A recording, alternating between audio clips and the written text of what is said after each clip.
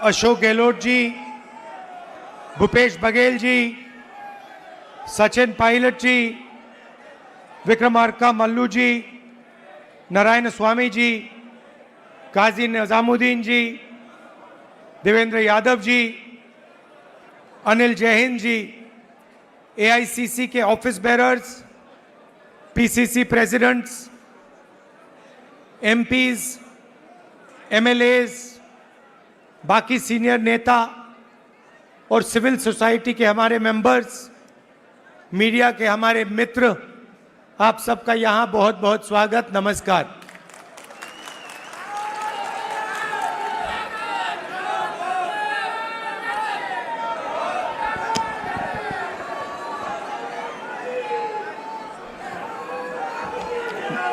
अब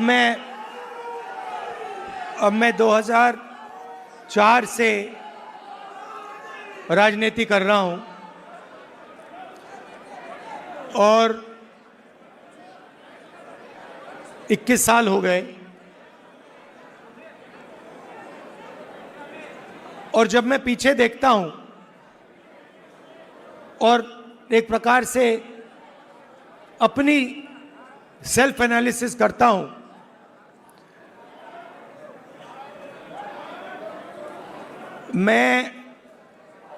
मैंने कहां सही काम किया और कहां कमी रही, तो 2-3 बड़ी इश्यूज दिखती हैं मुझे। जमीन अधिग्रहण बिल किया, मनरेगा किया, भोजन का अधिकार किया, ट्राइबल बिल, न्यामगिरी की लड़ाई लड़ी। अगर मैं अपने आप के बारे में सोचूं तो मैं कहता हूं ये काम मैंने सही किया। और जहां तक कमी रह सकती है, मगर जहां तक मैंने, चाहे वो आदिवासियों की बात हो, दलितों की बात हो, माइनॉरिटीज की बात हो, वहां पे मुझे लगता है कि मुझे अच्छे नंबर मिलने चाहिए। महिलाओं की इश्यूज पर मुझे सही नंबर मिलने चाहिए। मगर अगर मैं थोड़ा पीछे को देखता हूं तो मुझे एक बात बिल्कुल क्लियर दिखती है कि एक चीज में मेरी कमी रही थी। भैया बोलने दो, ब्रदर बोलने दो, आप बाद में बोलना। तो एक चीज में कांग्रेस पार्टी में और मेरे अंदर भी एक चीज मैंने मिस कर दी, एक गलती मैंने की। क्या थी? जो ओबीसी वर्ग है उसका जिस प्रकार से मुझे प्रोटेक्शन करना था, मैंने नहीं किया।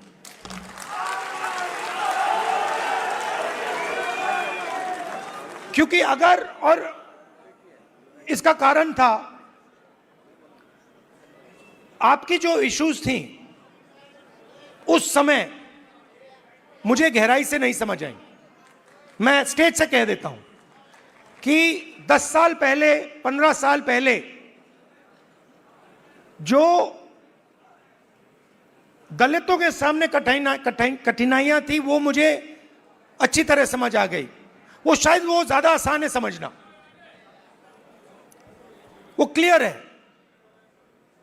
अनटचेबिलिटी, उनकी हिस्ट्री है तो एकदम पता लग जाता है। आदिवासियों की भी इश्यूज आसानी से समझ आ जाती हैं।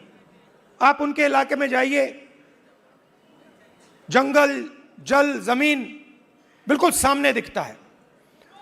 मगर ओबीसी की जो इश्यूज हैं, जो मुश्किलें हैं, वो छुपी रहती हैं, आसानी से नहीं दिखती हैं। मेरी रिग्रेट क्या है कि अगर मुझे आपकी हिस्ट्री के बारे में, आपकी इश्यूज के बारे में थोड़ा सा भी ज्यादा मालूम होता, मैं तभी जाति जनगणना करा देता। वो निकल गया, और मैं स्टेज से कह रहा हूं वो गलती है मेरी, और कांग्रेस पार्टी की गलती नहीं है, मेरी गलती है, और इस गलती को मैं ठीक करने जा रहा हूं। और एक प्रकार से अच्छा हुआ है। मैं सोच रहा था कि ठीक है भाई, गलती हो गई, तो अच्छा क्या है मैं आपको बताऊं कि अगर उस समय जाति जनगणना करवा दिया होता तो जैसा मैं अब जाति जनगणना कराऊंगा वैसा नहीं होता। क्योंकि जो हमने तेलंगाना में किया है, आपको वो पॉलिटिकल अर्थक्वेक है, वो हिंदुस्तान की राजनीतिक जमीन को उसने हिला दिया है। अभी आपको उसका जो आफ्टर शॉक है वो अभी आपको लगा नहीं है, मगर वो काम हो गया है। जैसे सुनामी आई थी ना, मगर जो सुनामी, जिस अर्थक्वेक ने सुनामी बनाई, वो तो आपने देखा भी नहीं, वो समुद्र के नीचे था, है ना। मैंने थोड़ा स्टडी किया, पता लगा कि जब सुनामी आई थी 1000 किलोमीटर लंबी, मतलब क्रैक जमीन में आया था, किसी ने नहीं देखा। उसके बाद में 2-3 घंटे बाद उसका असर दिखा। वही हुआ है तेलंगाना में। मैं आपको बता रहा हूं, 21वीं सदी डेटा की सदी है। मोदी जी कहते हैं data data data, DDD, 4D, 5D, 3D, ऐसे बोलते रहते हैं, सुना ना आपने। 50-60 साल पहले अगर आप पूछते पावर कहां से आती है, लोग आपको कहते पावर तेल से आती है, ब्लैक गोल्ड कहते थे उसको। जिस देश के पास तेल है उसके पास पावर है, वो पूरी दुनिया को कंट्रोल कर सकता है। अगर वही सवाल आज आप पूछें तो ब्लैक गोल्ड नहीं है, आज का तेल डेटा है। और डेटा कंपनियों के पास होता है।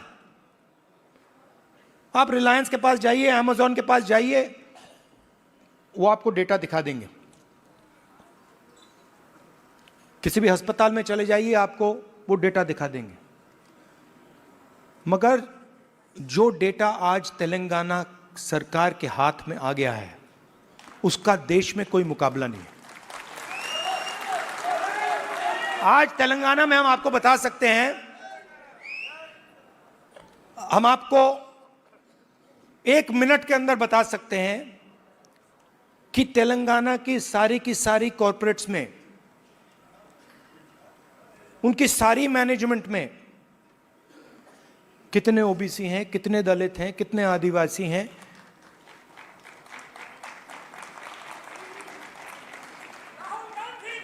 हम आपको बता सकते हैं, मैं आपको बता सकता हूं कि अगर आप तेलंगाना में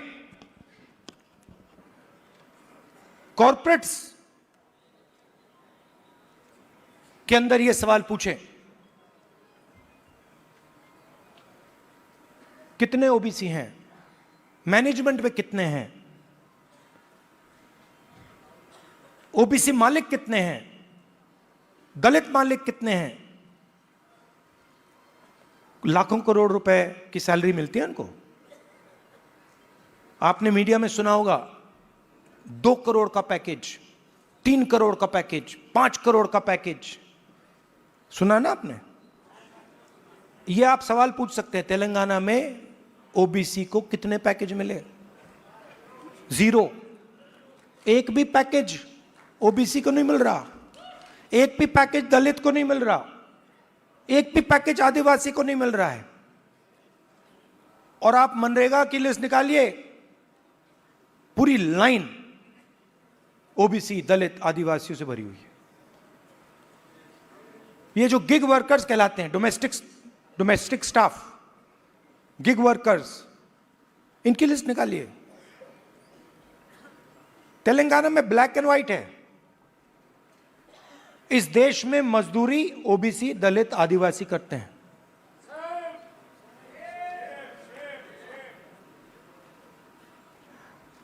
बघेल जी ने बहुत अच्छी बात बोली, उत्पादक शक्ति। मतलब देश को चलाता कौन है? देश को, उसकी, किसी भी देश को उसकी उत्पादक शक्ति चलाती है। और देश में मेन सवाल यह उठता है कि अगर उत्पादक शक्ति देश को कुछ दे रही है, भोजन देती है, औजार देती है, ये इमारतें देती हैं, तो उस शक्ति को अपने खून पसीने के लिए देश क्या देता है? मतलब आप लोग देश को बनाते हो, इमारतें आप बनाते हो, सड़कें आप बनाते हो, स्कूल आप बनाते हो, कॉलेज आप बनाते हो, अस्पताल आप बनाते हो, टेंपल भी आप बनाते हो। मेरे लिए सबसे जरूरी सवाल है, अगर आप लोग देश को बनाते हो तो इस काम के लिए देश आपको क्या देता है? आपको क्या दे रहा है आज हिंदुस्तान? प्राइवेट स्कूल, जहां पे आपको लाखों रुपए देने पड़ते हैं। प्राइवेट स्कूल किसके? आपके नहीं, ओबीसी के नहीं, दलित के नहीं, आदिवासी के नहीं। आरक्षण लूटा नहीं, आरक्षण दिया नहीं जाता है।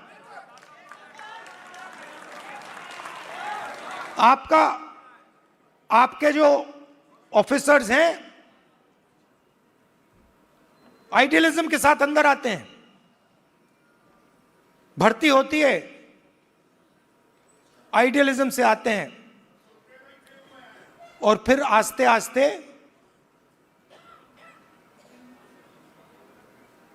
कट दिया जाते हैं। ACR, annual confidential report, OBC, दलित, आदिवासी अफसरों को हत्या करने का तरीका। रिजर्वेशन आपको दी गई है, मगर फाइनेंशियल मिनिस्ट्रीज को देखिए, डिफेंस मिनिस्ट्री, फाइनेंस मिनिस्ट्री, बड़ी बड़ी मिनिस्ट्रीज को देखिए, और वहां पे आप नेशनल लेवल, मैंने चेक किया, वहां पे मुझे ओबीसी, दलित, आदिवासी नाम बता दो। मैंने मजाक किया, बजट बना, मिठाई बांटी जा रही थी, याद है आपको? हलवा बांटा जा रहा था, 11 लोग थे वहां पे, 90% आप लोग हो, 50-55% ओबीसी, 15% दलित, 9% आदिवासी, कोई नहीं वहां पे। हलवा बट रहा है, वो खा भी रहे हैं। आप प्रोडक्टिव फोर्स देश की, वो हलवा में जो चीनी गई वो आपने बनाई।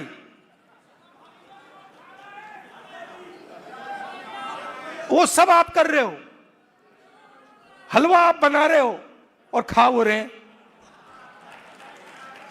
तो अब मैं ये नहीं कह रहा हूं कि उनको हलवा नहीं खाना चाहिए, उनको भी खाना चाहिए, मगर भैया आपको भी थोड़ा मिलना चाहिए ना।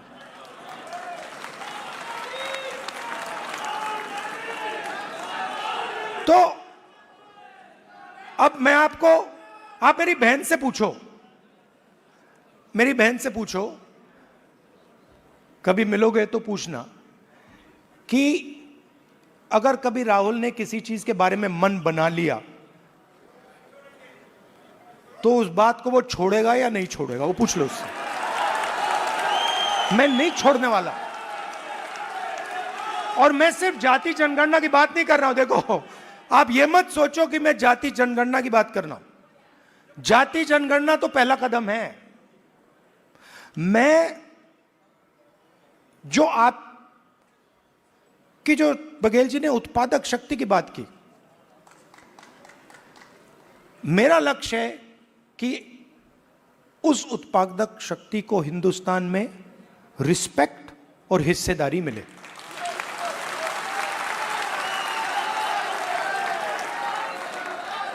तो आपको लगना चाहिए, हिंदुस्तान के किसान को लगना चाहिए। आज आप हिंदुस्तान के किसान से पूछो आपके बेटे के लिए क्या सपना है, आप क्या सोचते हो, आपका बेटा क्या करेगा, वो आपको कहेगा मजदूरी करेगा।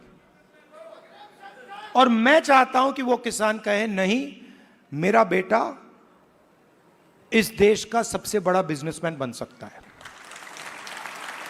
जो भी वो करना चाहता है वो कर सकता है। अब एक प्रॉब्लम है,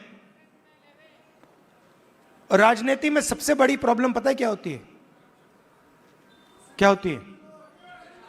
हाँ, नहीं, नरेंद्र मोदी कोई बड़ी प्रॉब्लम नहीं है।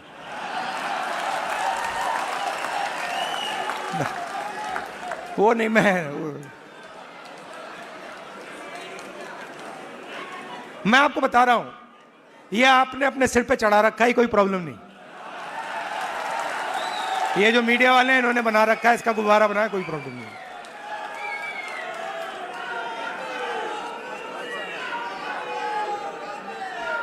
अब पहले तो मैं मिला नहीं था, अब 2-3 बार मैं मिल भी लिया हूं, बात समझ गया हूं मैं, कुछ नहीं उसमें।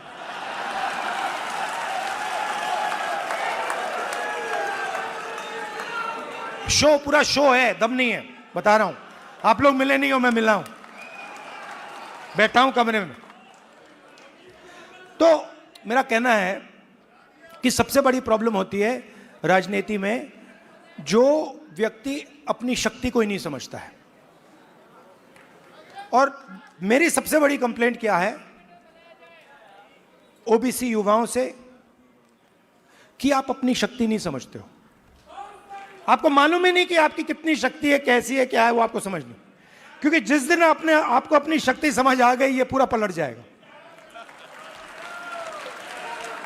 तो मेरा क्यों, और अच्छा आप सवाल उठता है, अब आप मुझसे कहोगे कि भाई आपने कहा कि हमें अपनी राजनीतिक शक्ति नहीं समझ आती, तो फिर क्यों नहीं आती? मैं आपको बताता हूं क्यों नहीं आती। क्योंकि नहीं, बांटे नहीं गए हैं। देखिए, वो हुआ क्या है, मैं आपको बताता हूं, सुनो। और ये आपको गहराई से समझना होगा। ये आपकी, देखिए, दलितों की हिस्ट्री है, दलितों की हिस्ट्री है ना। देश के दलितों को अंबेडकर जी ने उनकी हिस्ट्री समझाई। और अगर आप आज दलित से पूछें कि भाई आपकी हिस्ट्री क्या है, वो आपको 3000 साल की हिस्ट्री बता देगा। वो आपसे कहेगा, देखिए, हमें अछूत कहा जाता था, हमें बाहर रखा जाता था, हमें मारा जाता था। 1 सेकंड में आपको बताएगा। आप वही सवाल आदिवासियों से पूछो, आपकी हिस्ट्री क्या है, वो आपको बता देगा। मगर अगर आप ओबीसी से पूछो कि भैया आपकी हिस्ट्री क्या है, आप जवाब नहीं दे पाते हो। इसका कारण है आपकी हिस्ट्री को आरएसएस और बीजेपी ने मिटाया है।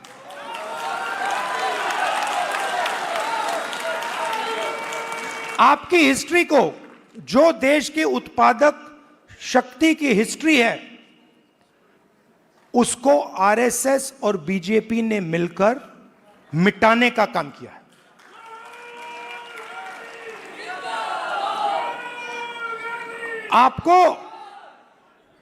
आप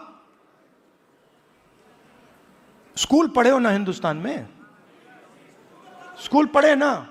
आप मुझे बताओ,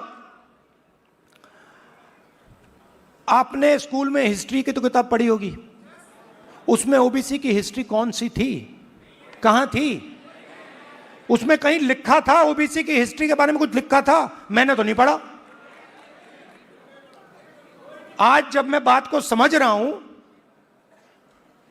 तो मैं अपने आप से सवाल पूछता हूं, भैया जब मैं छोटा था तो इस देश के जो 55-60% लोग हैं उनकी हिस्ट्री की किताब में है ही क्यों नहीं?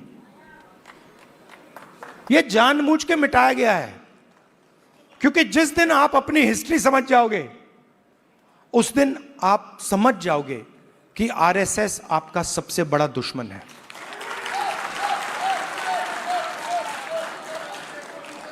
और आरएसएस ने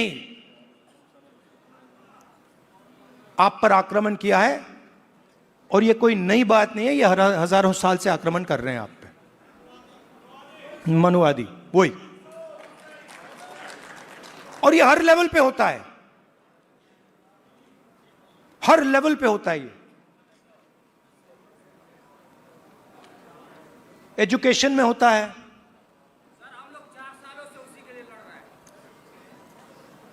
एजुकेशन में होता है,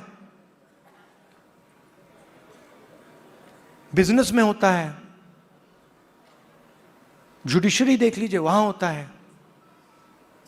सब जगह आपके खिलाफ डिस्क्रिमिनेशन हो रहा है। मोदी जी कहते हैं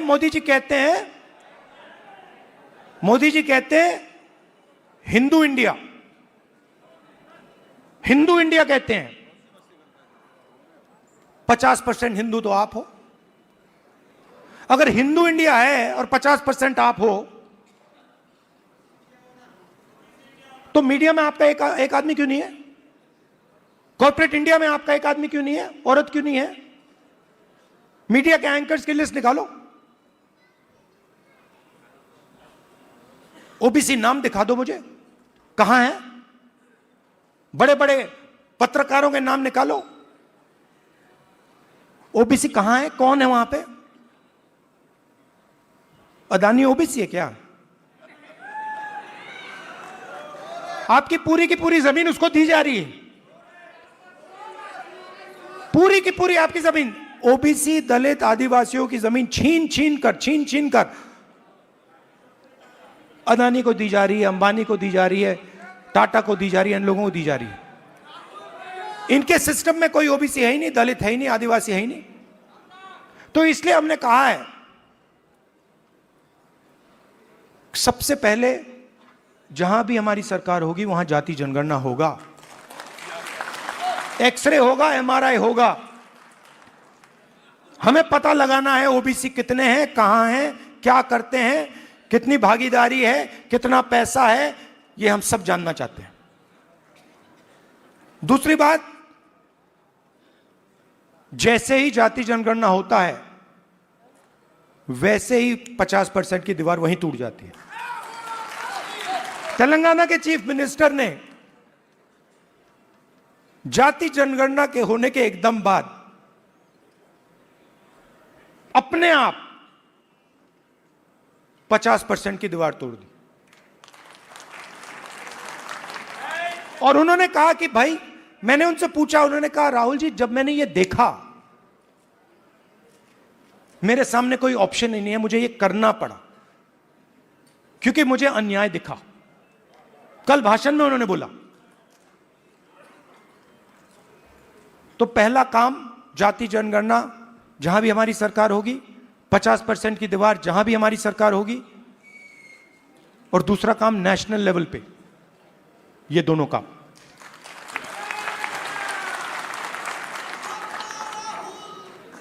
प्राइवेट एजुकेशन में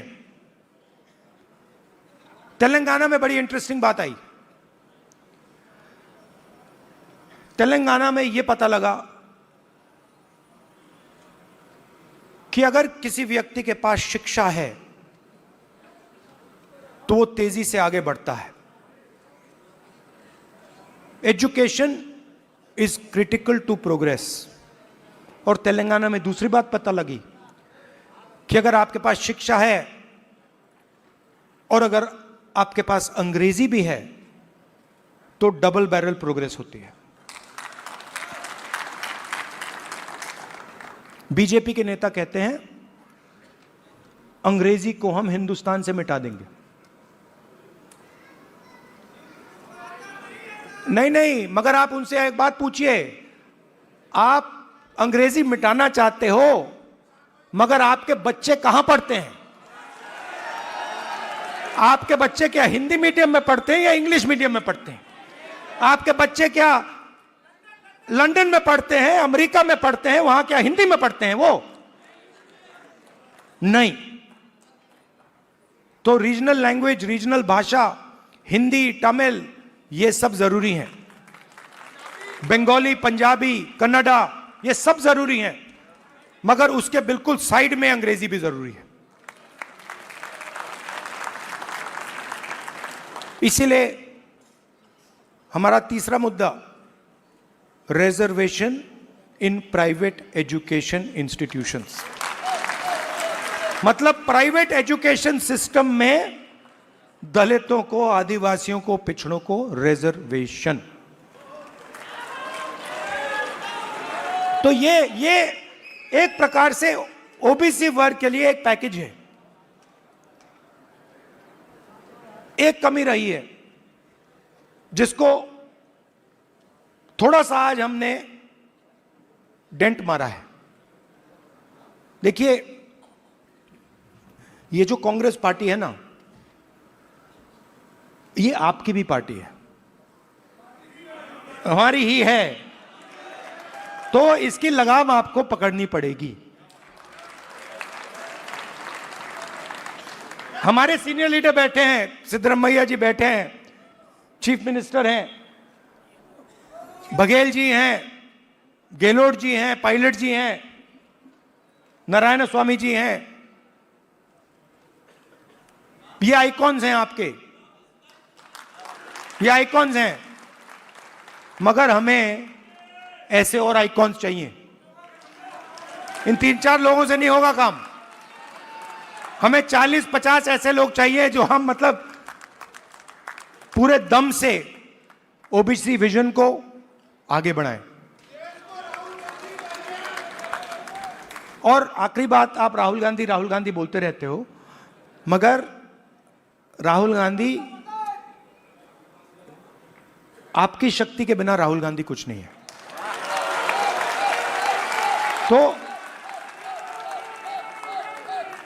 तो मेरा काम आपकी शक्ति को अलाइन करने का है। और देश के मैं ओबीसी वर्ग से, युवाओं से कहना चाहता हूं, जो मैंने शुरुआत में कहा, मैं अपनी साइड से कह सकता हूं, कांग्रेस पार्टी के साइड से नहीं कह सकता हूं। मैं अपने साइड से कहना चाहता हूं कि जिस प्रकार से मैंने ओबीसी वर्ग के लिए काम करना चाहिए था, पहले मैंने नहीं किया, अब मैं डबल स्पीड से वो काम करने जा रहा हूं। आप सबका बहुत बहुत धन्यवाद। नमस्कार, जय हिंद। सर 2 मिनट बैठ लिया जाए। वोट फॉर थैंक्स के लिए आदरणीय देवेंद्र यादव जी आए, दिल्ली प्रदेश कांग्रेस के माननीय अध्यक्ष श्री देवेंद्र जी आए और सबको धन्यवाद अर्पित करें। आदरणीय देवेंद्र यादव जी। न्याय योद्धा श्री राहुल गांधी।